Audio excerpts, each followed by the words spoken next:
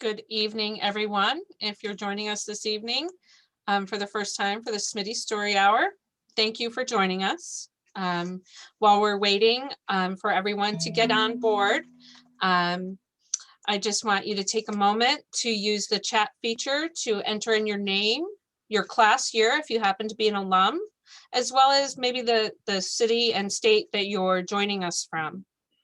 The Smitty Story Hour is brought to you by the Alumni Association. Other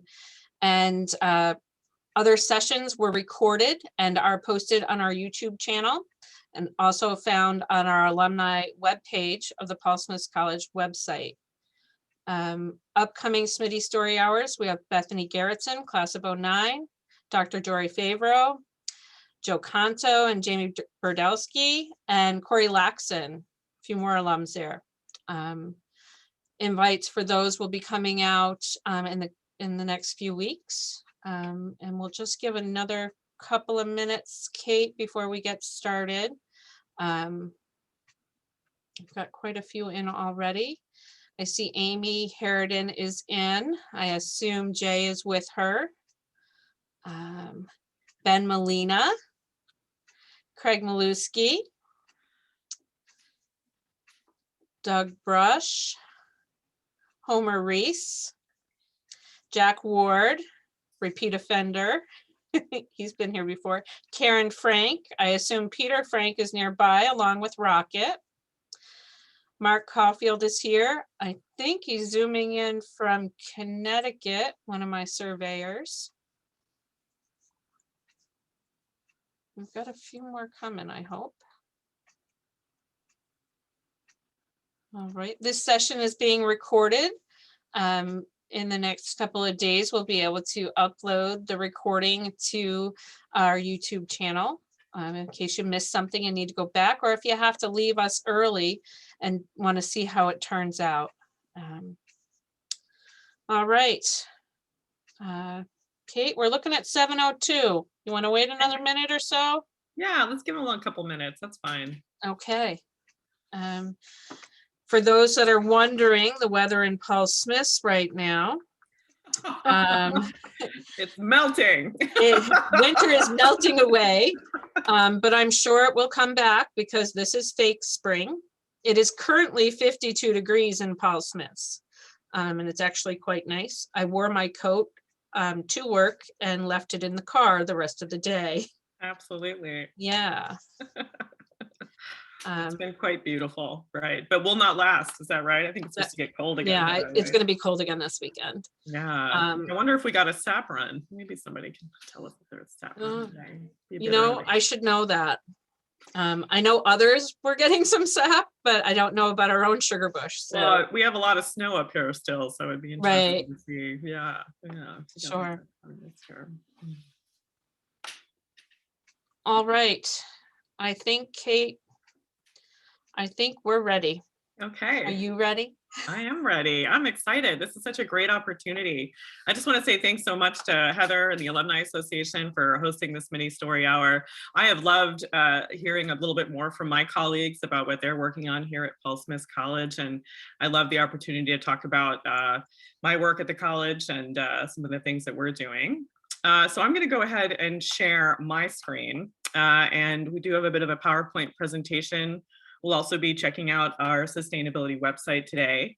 Let me just give me 1 minute. I'll do our share screen here. Oh, and while you're doing that, Kate, I forgot to mention throughout the session, if you have any questions, if you would just throw them in the Q&A.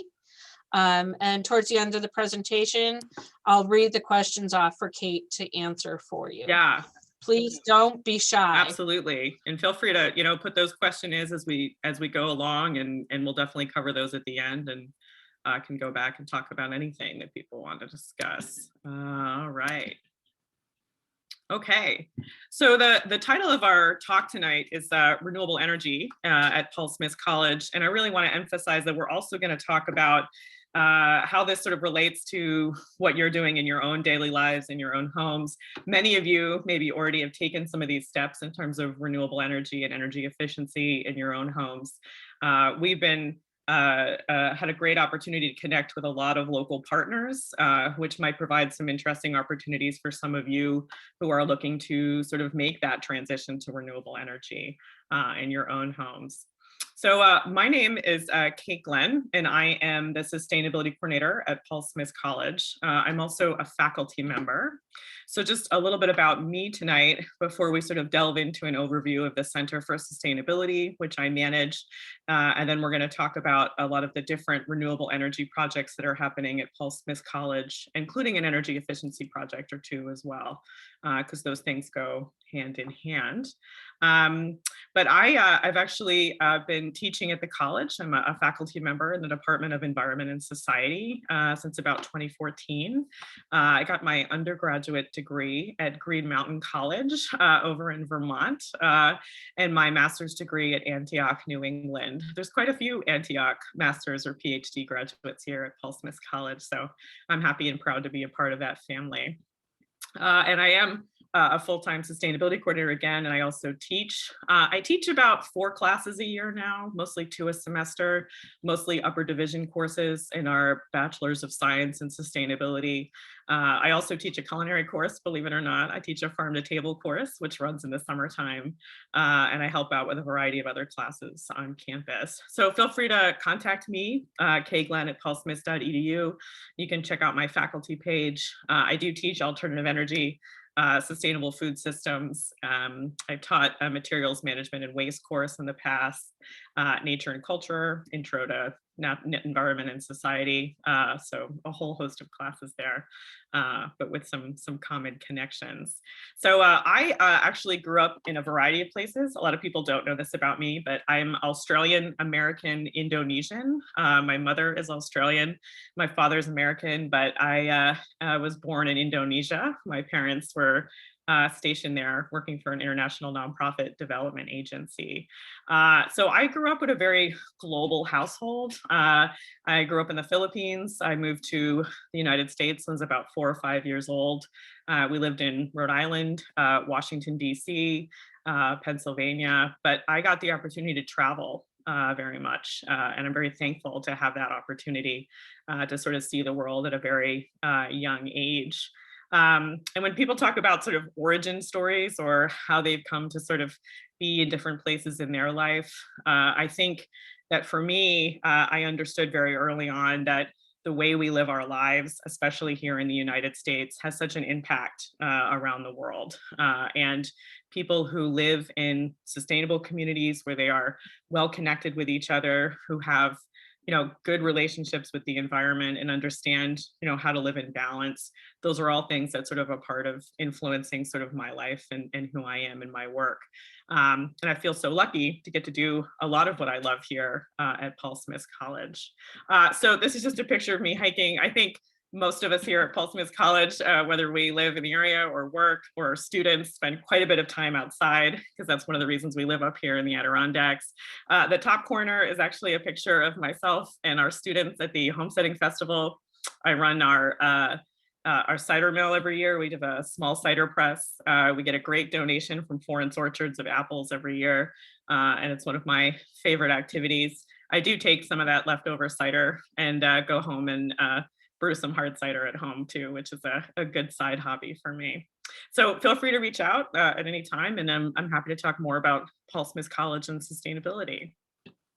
So what does a sustainability coordinator do? That's a pretty common question, I think a lot of people have. I teach primarily, and I teach a lot of project-based sort of learning experiences, but my main sort of goal is to continue to make our campus more resilient and sustainable, particularly in the face of sort of climate change. I am generally responsible for generating a strategic plan for reducing the college's greenhouse gas emissions profile.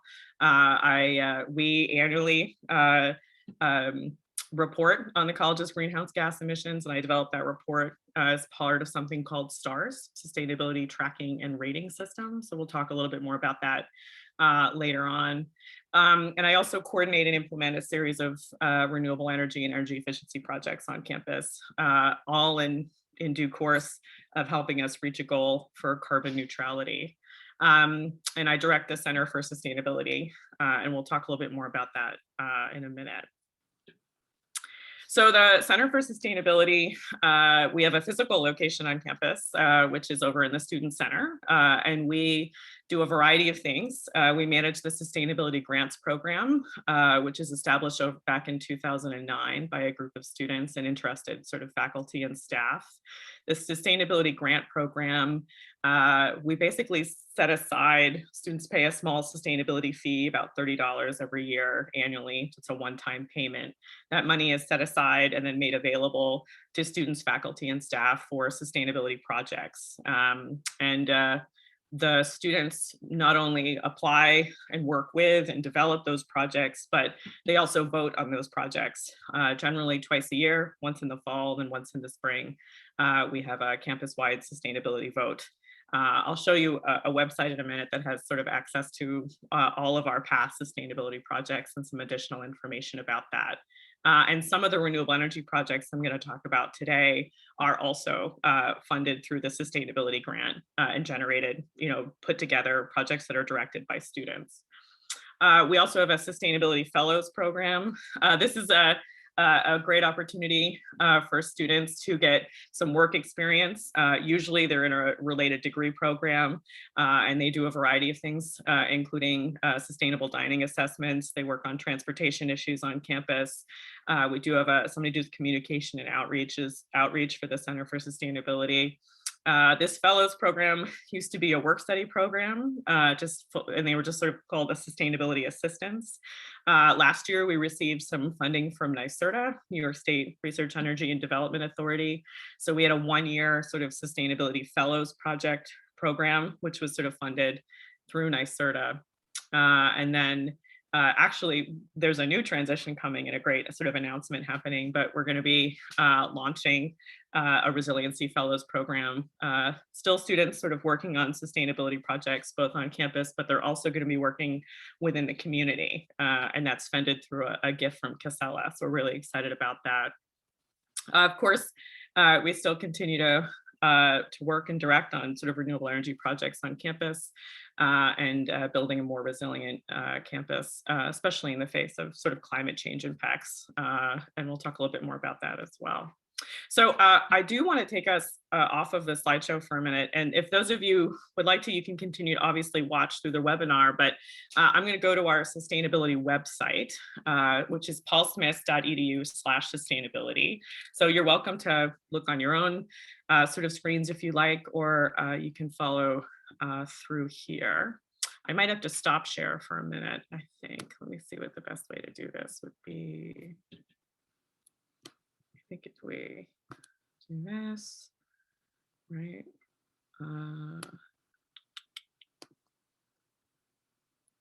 Share screen.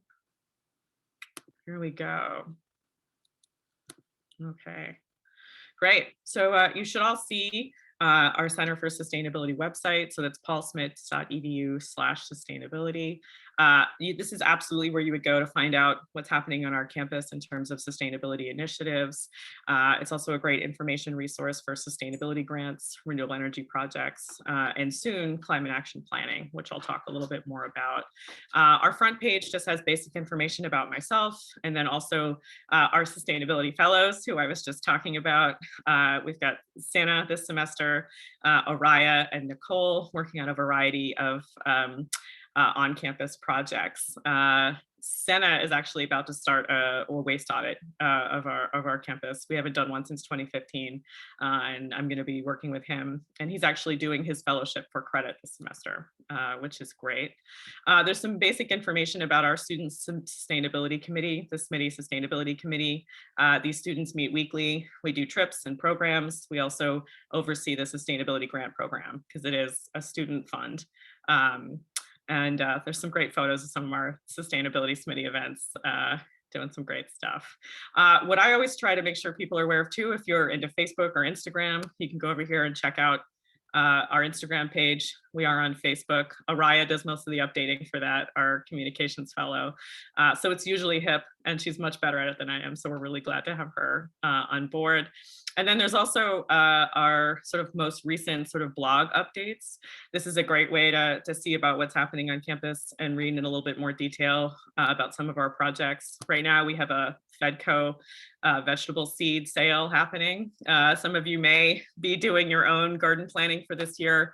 And as you know, it's been a bit challenging to get a hold of vegetable seeds and supplies. So we do have a seed rack that's available in the Center for Sustainability. And we're selling seed packets, $3 a packet, which is just a little bit above cost. And all of the money that we raise from the seed sale is going to support a project through Adirondack Action, supporting local food access for low-income communities. So you can read more about that and check out some of our other blog posts of our upcoming sort of events and projects. Some other things I want to just direct your attention to. We have our sustainability grants tab up here. So I talked about our sustainability grants program earlier. This is a information location, and I hope you get a chance to check this out because our students have done such amazing work over the years on a variety of sustainability projects. This gives a general overview of the grant itself. This is where our application is for students, faculty, and staff. We do accept applications for projects that are under $500 on a rolling basis. So every week, our Smitty Sustainability Committee, when they meet, they review any applications that we do have, just in case there are smaller projects that come up that require sort of less in terms of approvals. We have that funding available. A lot of times it gets used for conferences or trips or smaller projects like that, or speakers. And then we do accept, as I said, applications for projects that are over 500 twice a year, usually once in the fall and once in the spring. And this is where applications are available. There's a little bit more additional information about our Smitty Sustainability Committee and specifically about their sort of role. They really work together with faculty and staff and students. So if somebody has an idea, students come to us, we work with them to help that idea to come to fruition, get the necessary permissions they need, sort of navigate some of the administrative approval process that happens on campus. And the group itself generates a lot of projects. Right now, we're working on a bike rental program to support sort of sustainable transportation initiatives on campus. And of course, what I really love is just this absolute wonderful list of past projects. So you can take a look. These are all the projects over the years that we funded. As you can see, small things like trips and speakers, which do absolutely affect change and sort of support co-curricular education opportunities, to larger installations, including things like our solar kiln, which our forestry department uses. We also have our most recent large project. We provided funding to support $56,000 NYSERDA grant. So we did some cost share initiative there. Sometimes classes put together sustainability grant applications. So these are all the different projects over the years that we've funded. That's definitely a great resource to check out. The Vic Sugar House, as you see, that is actually a sustainability grant project. If any of you have had a chance to come to the Vic during maple season, that Sugar House was actually a project that was put together by a student and a staff member.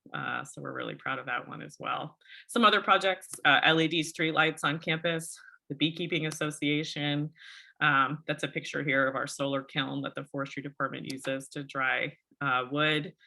Raised beds at our previous community garden location. And this is the LED streetlight project. So this was a great combination project for LED streetlights on campus because we worked collaboratively with our sort of capital projects and an energy audit that had been done back in 2010 that had this recommendation out there. And we actually got a little bit of NYSERDA money for this project as well. And I want to emphasize that these are all students who are either leading or are a part of these projects as a learning opportunity. Another page on our website I'd love to direct you to is our climate page. So this talks a lot about climate action planning. So we have this greenhouse gas report that we do annually, but we need to continue to develop a strategic plan to become a carbon neutral campus. So in 2007, actually, Paul Smith College signed on to be to the president's climate commitment, and that's colleges and universities president's climate commitment. So this is an organization that's also linked through ASHE, which is the Association for Sustainability in Higher Education. And as a result of this commitment, we agree to conduct an annual greenhouse gas report. All of our new buildings on campus need to be LEED certified silver or above, which they are. And I'll talk about some of our LEED certified buildings today. And then we also agree to develop a climate action plan and submit regular reporting requirements. So as you can see, this is our past our climate action plan, which was written in 2009. We're actually currently working on our updated climate action plan. We're in the process of having a campus-wide energy audit completed. The result of that audit will be a series of energy efficiency upgrades, recommendations, and then we'll also be building a renewable energy plan.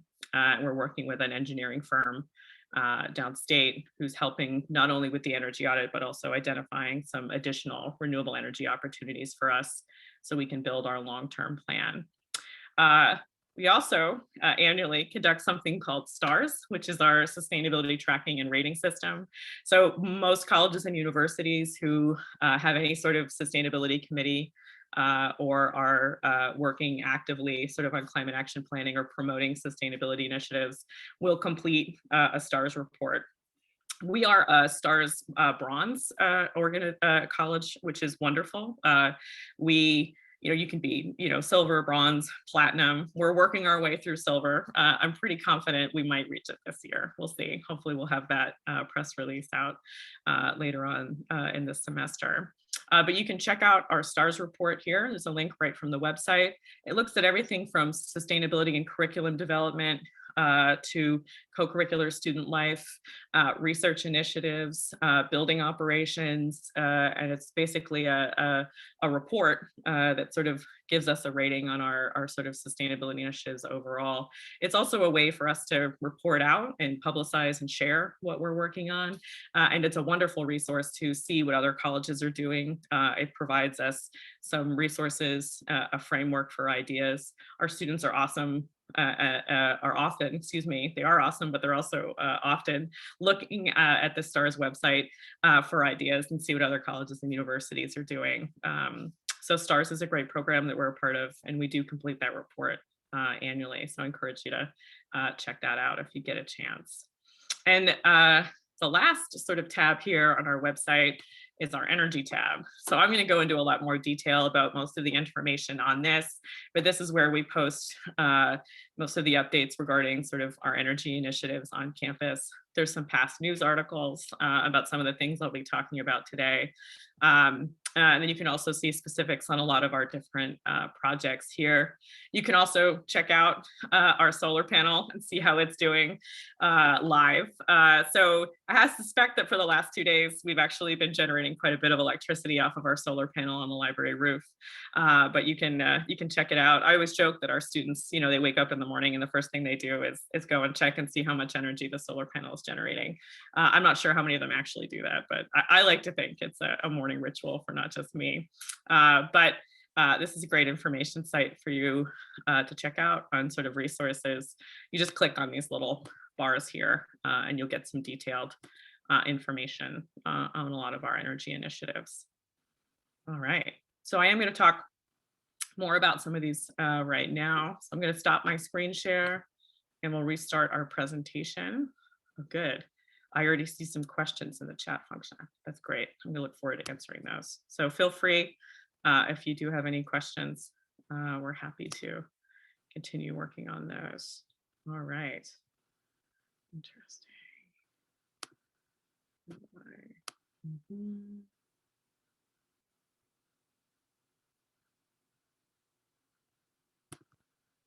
Share. Let's see. Okay, I think we're sharing the right thing here. If I'm not, hopefully Heather will tell me. Okay, great. So energy here at Paul Smith. Okay. This is just, I love this photo. This is a great planning meeting from last year, actually, for our Smitty Sustainability Committee.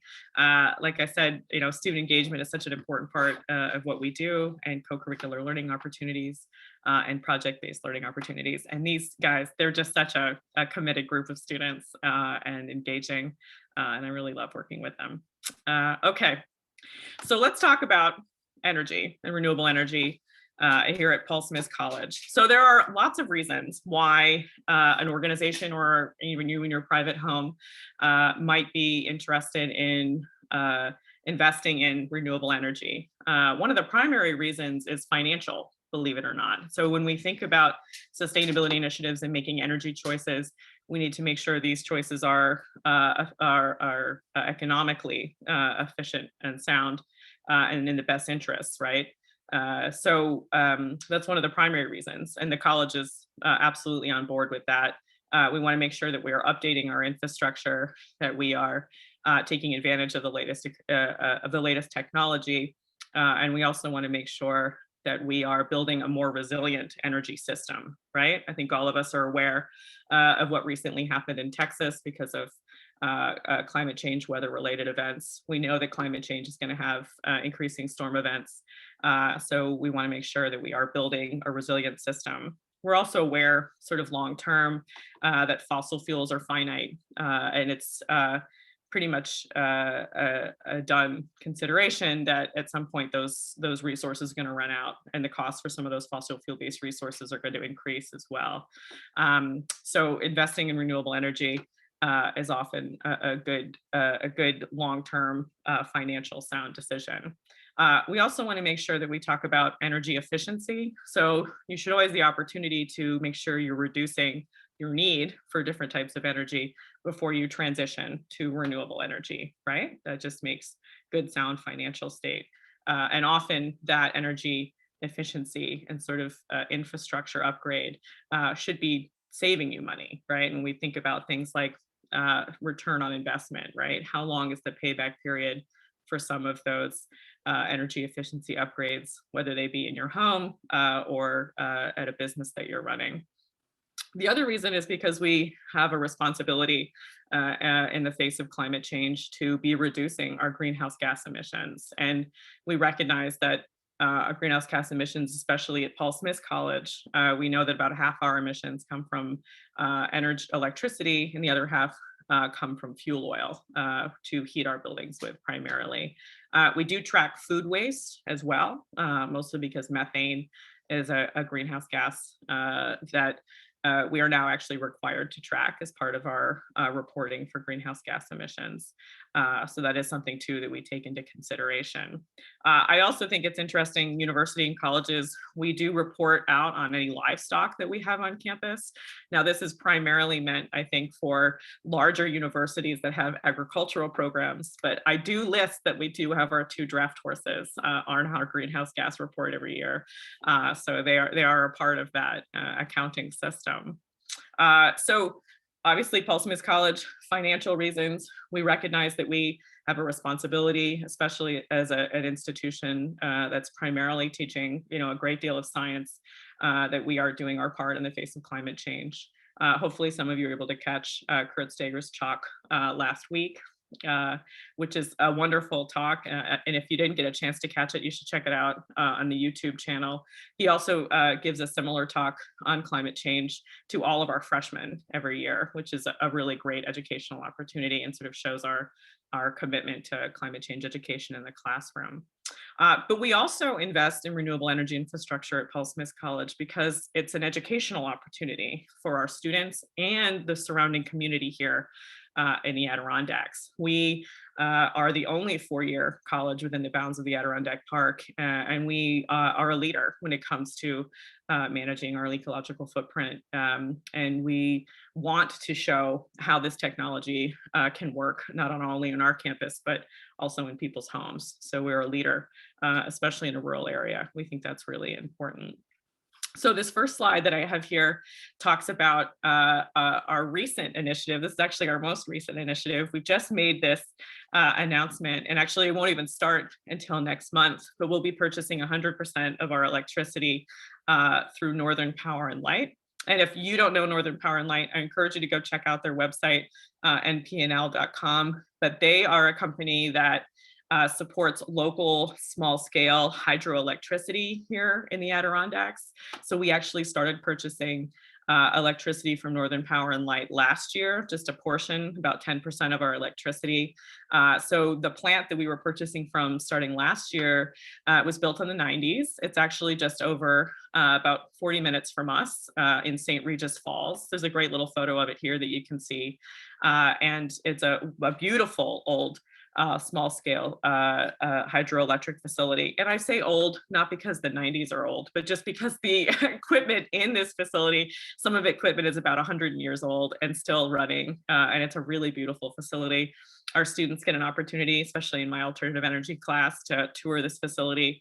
And their director, owner and director, Emmett Smith, comes and does that tour with us and speaks to our students every year, which is great. So if you're interested in purchasing small-scale hydroelectricity and you live in the Adirondack North Country, check out Northern Power and Light. It's quite easy to sign up. And it doesn't cost you any additional money. And it's not costing us any additional money either, believe it or not. So the way this project works is basically, it takes you about 15 minutes to sign up if you're a personal sort of resident in the area and you qualify. You just need your sort of National Grid account number and some basic sort of profile information, address, name, sort of things like that. You sign up and you can stop purchasing from Northern Power and Light at any time. So you're not, signing on to a long-term commitment. Like I said, it doesn't cost you any extra money. What you'll actually end up doing is receiving 2 bills. So you receive one bill from National Grid, which has a credit on your account, and then you'll receive a bill from Northern Power and Light.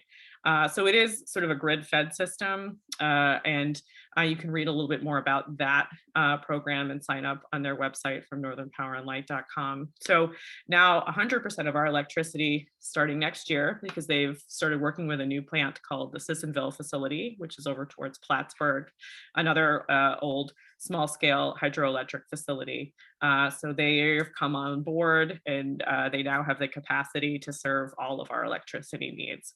So this is really great news for us, and I'm really excited to be supporting our local community.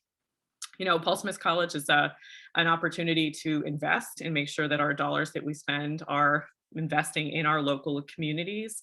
And Northern Power and Light allows us to help keep some of these beautiful old facilities alive in our region. So we're really excited to do that.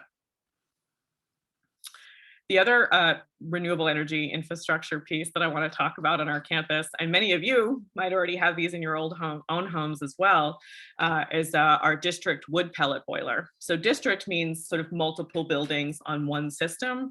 We had the first district wood pellet boiler, which is 3 of our buildings, 3 of our academic buildings, so Cantwell, Pickett, and Freer, are all heated with local sustainably harvested wood pellets.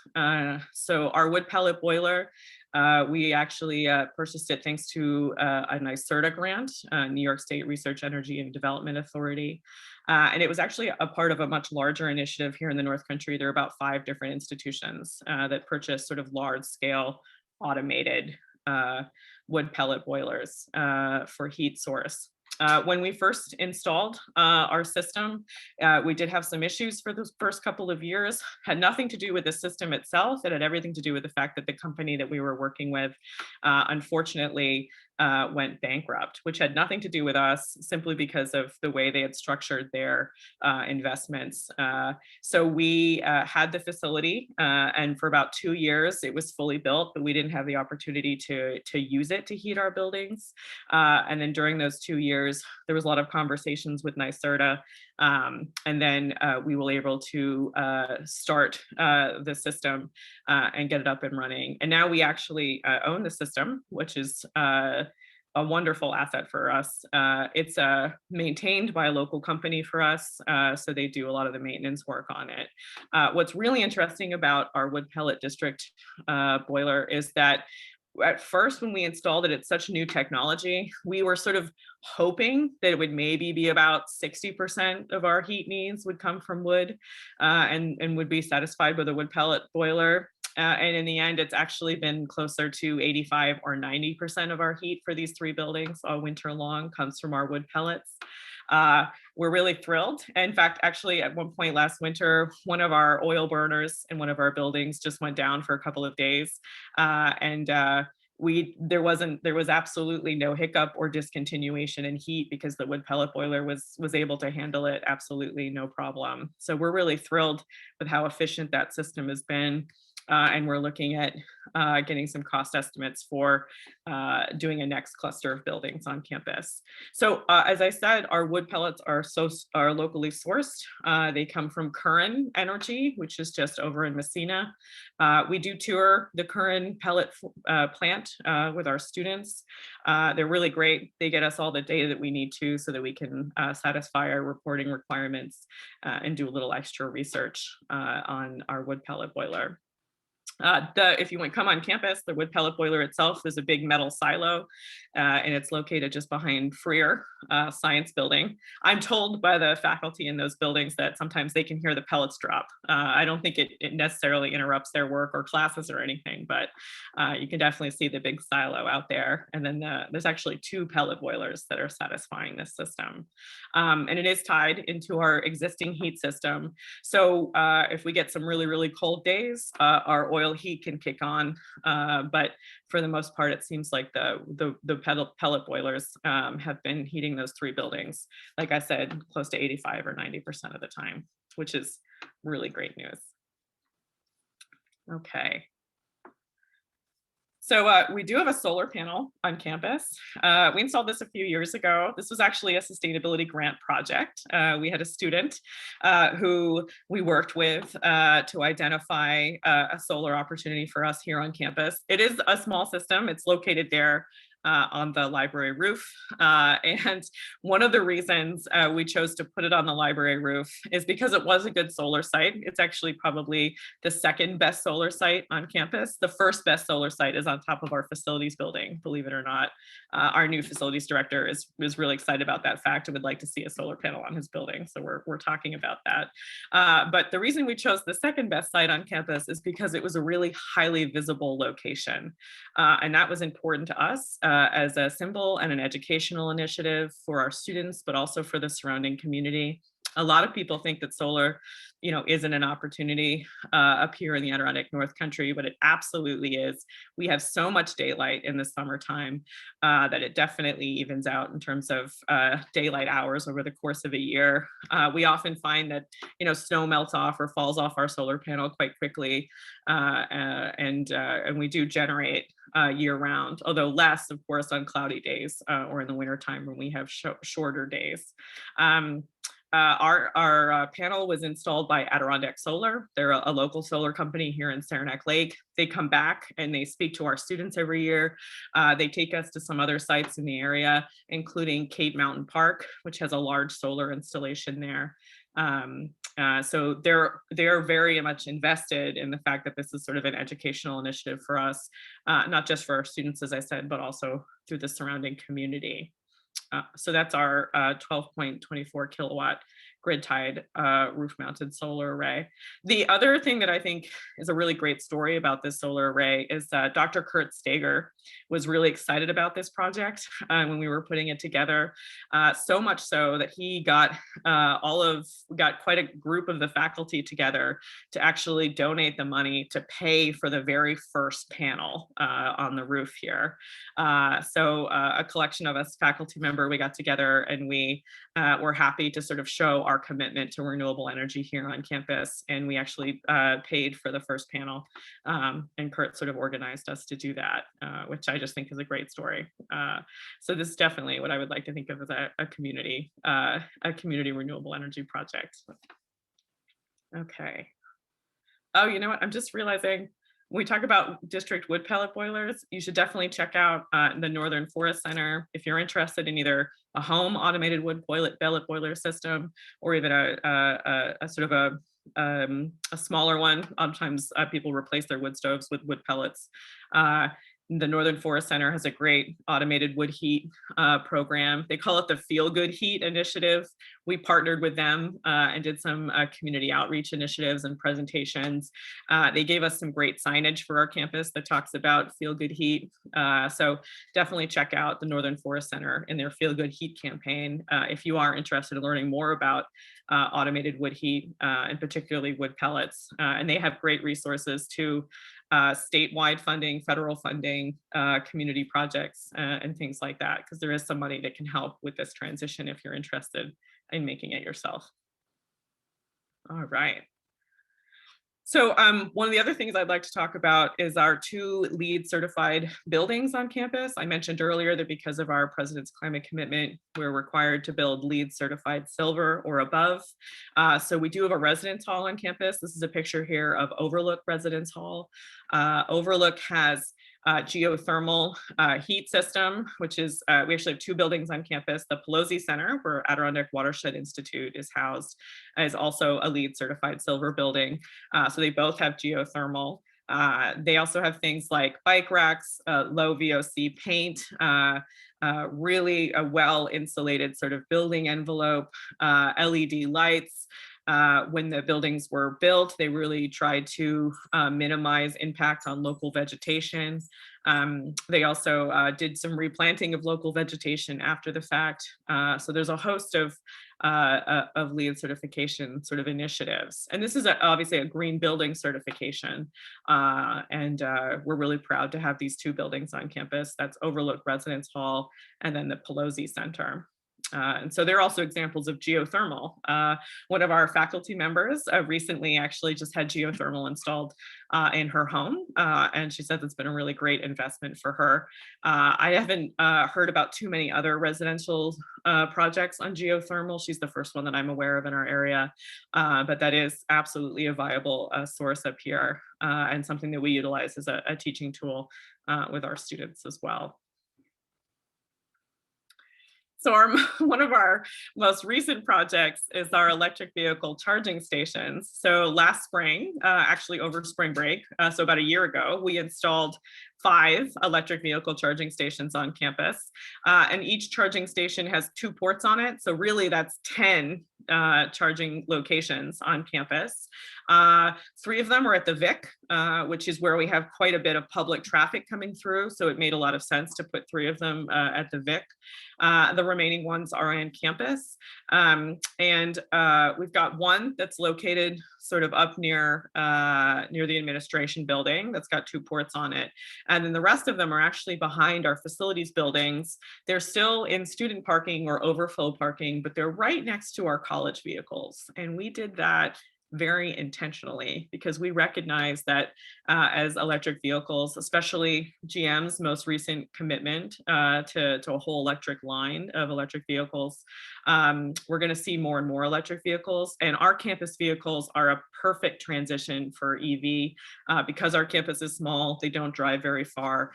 We wanted to make sure we had charging stations near our campus vehicles so that when the time came to perhaps make that transition to electric vehicle, we knew we had the charging station infrastructure there. And I think that's an excellent point about sort of for the future, building this renewable energy infrastructure for the future and making sure that we are doing all we can to sort of support this transition. We do have electric vehicle owners on campus. Our provost, actually, Nicholas Huntbull, he has a hybrid electric vehicle, plug-in electric vehicle. So he uses the one primarily over by the administration building. He's really generous. He comes and speaks to my alternative energy class about his vehicle and how he utilizes it. We also had a staff member at the Vic who has an electric vehicle.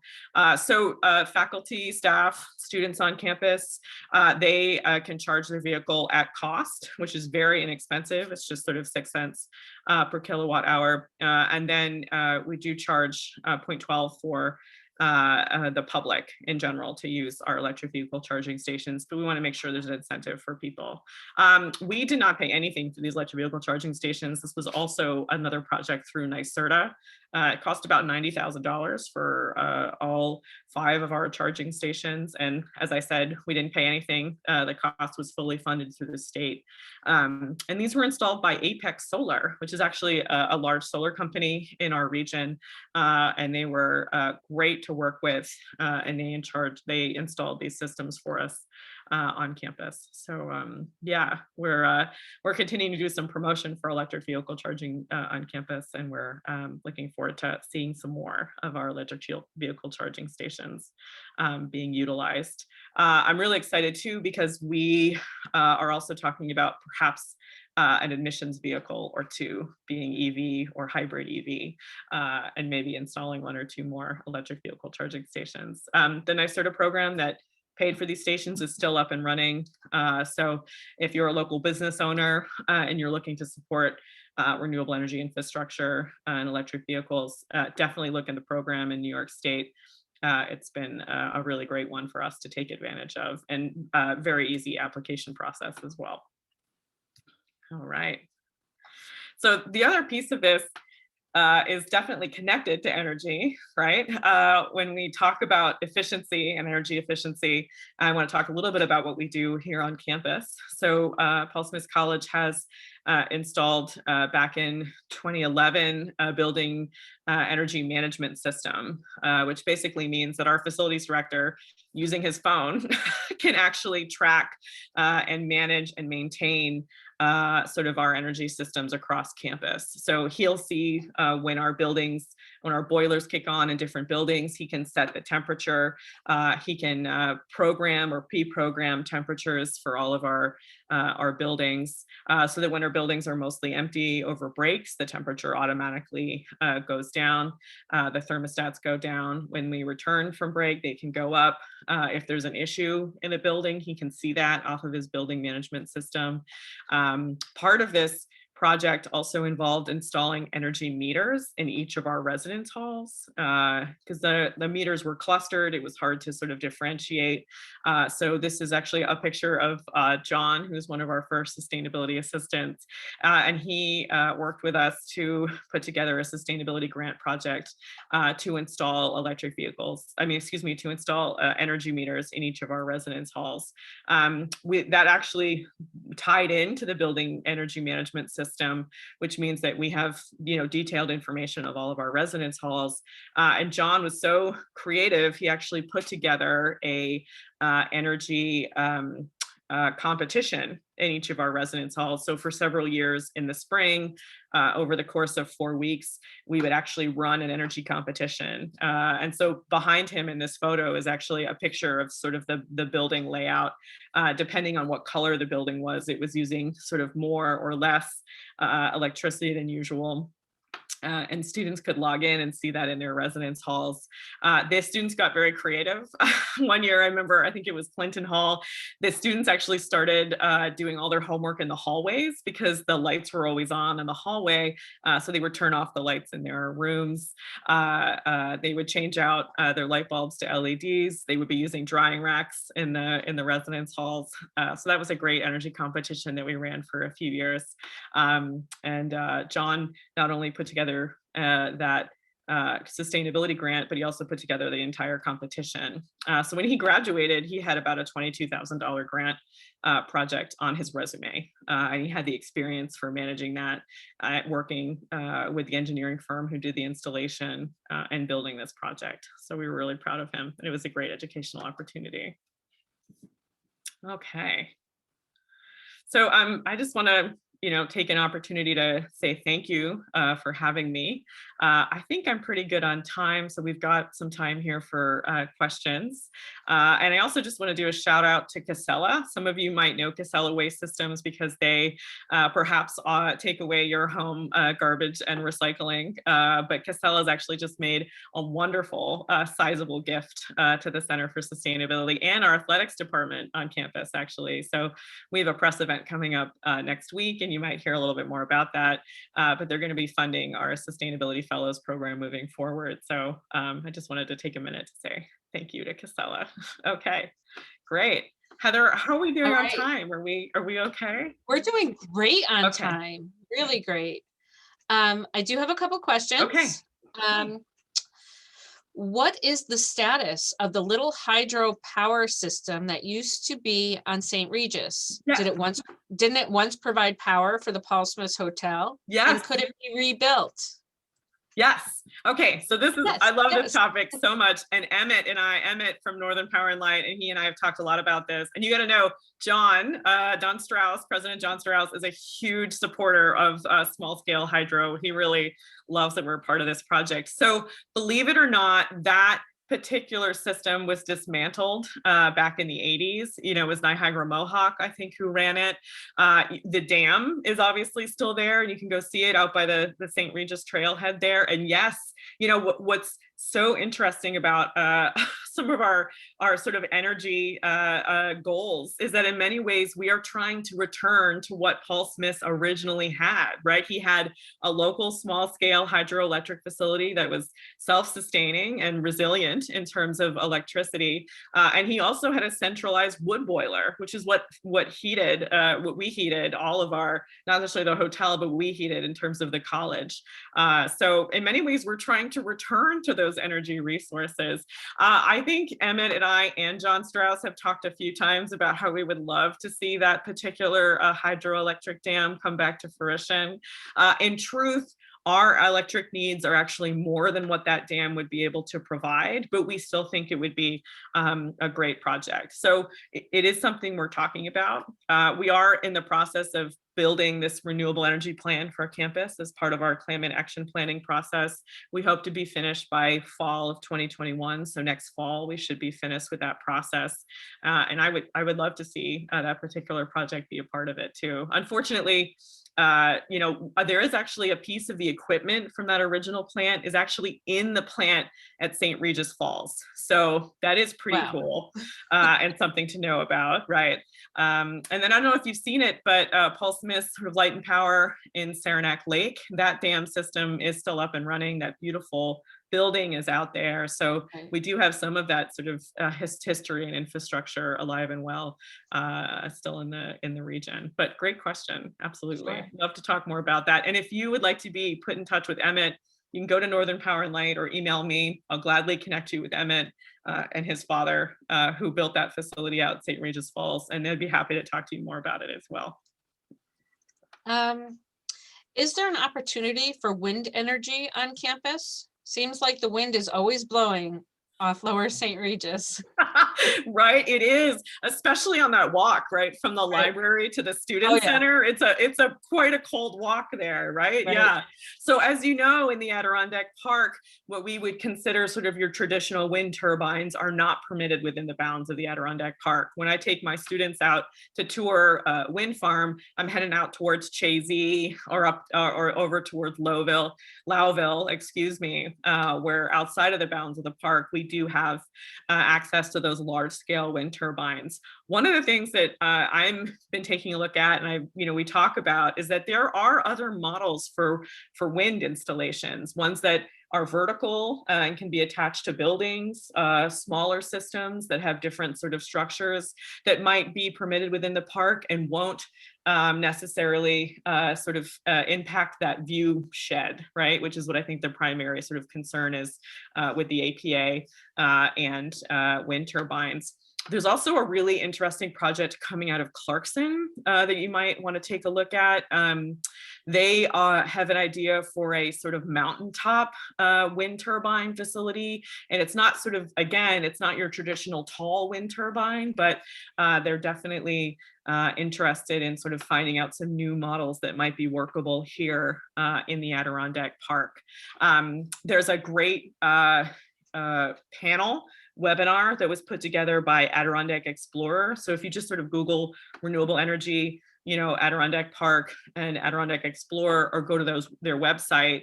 There's a great panel conversation between both Northern Power and Light. There's a community solar out of Saranac Lake, and I believe there was some conversation in that webinar as well about this sort of unique mountaintop wind turbine. Sorry, these are long answers, but I love talking about that's this great. stuff. It's great. Okay, feel free to email me if you want more information on that Clarkson project as well. Okay, and I have a question. Yes. So John, I didn't know that John, that was his competition, like that was part of his project. I remember that. Do we still do that? Can you still do the competition? We don't do the energy competition anymore, and it's a little funny. The students got a little too into the competition, and they were like turning off breakers in the janitor's closet, and they were sort of, and it was, it was tied to getting first in the housing lottery. So we did sort of stop running it, but we could bring it up again. We still have all the energy data and things like that. I think we've just been sort of invested in other projects, but yeah, you probably remember John. He was an RA who worked for me. He was one of our first sustainability. I guess I never realized that was his project, and that's really cool. I remember it well. And when you mentioned Clinton Hall, I was sure you were going to say they were like running extension cords from Essex and Franklin or something. I'm sure that was part of it. There was a host of sort of complaints, and I think they changed the housing selection process too, so that wasn't quite the way it used to be, sort of things like that. Yeah, but as I recall, I think Clinton Hall won a couple of times actually. And just so everybody's clear, we would track a base rate for every residence hall. And then over those 4 weeks, it was the one who could reduce, their energy use the most. So it's not like we were comparing, Essex and Clinton, because that would be unfair. What we were doing is establishing a baseline for all of them pre-competition. And then they would sort of challenge each other to see who could reduce off of that baseline the most. Yeah. That's cool. I didn't know about the homework in the hallways. That's pretty cool. So they really got into it. Yeah. Can you share the food waste reduction on campus? Yeah, absolutely. So I don't have the numbers calculated. I just got them last week actually, but I'm happy to talk about that process. So let me stop the screen share for a minute. I'm doing this a lot this time. We're going to go back to our website here. And we'll talk about food waste on campus. So we actually compost 100% of our food waste, both from the dining hall and the culinary labs. So back in 2015, I had a class and we did a campus-wide waste audit. And what we found out was there was quite a bit of food waste coming from the culinary labs, which is not surprising, right? A lot of the projects they're working on and the cuts they're doing and things like that. So we've had a couple of iterations of food waste diversion. At one point, we were doing some composting on campus. At another point, we were actually collecting our food waste and taking it to Atlas Hoofed Farm and our Food Scraps for Pigs program, which I thought was awesome because I really like bacon. And I really like the idea that we were taking food waste and turning it into a yummy product like bacon. And then eventually we started moving more towards, oh no, I'm off of our website here. You can't see, so hopefully I'm spelling this right.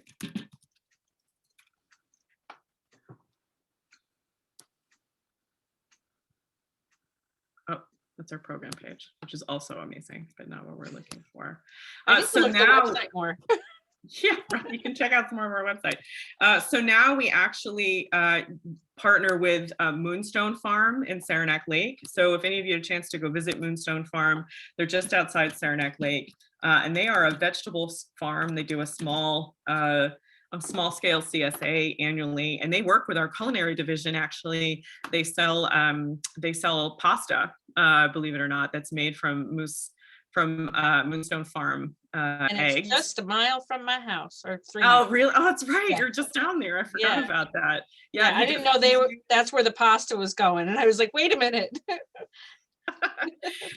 And they do pea shoots and all host of great initiatives. So that initiative was actually started by a culinary professor. She was working on Moonstone Farm with our students, and he was saying, you know, I would love to collect some more food waste so that we can generate, so that we can, you know, not only establish sort of a food waste program for you here at Paul Smith College. We were looking for somebody else to manage this for us, but he gets a wonderful resource out of this plan, right? He uses the food, feeds mealworms or chickens, depending on what it is.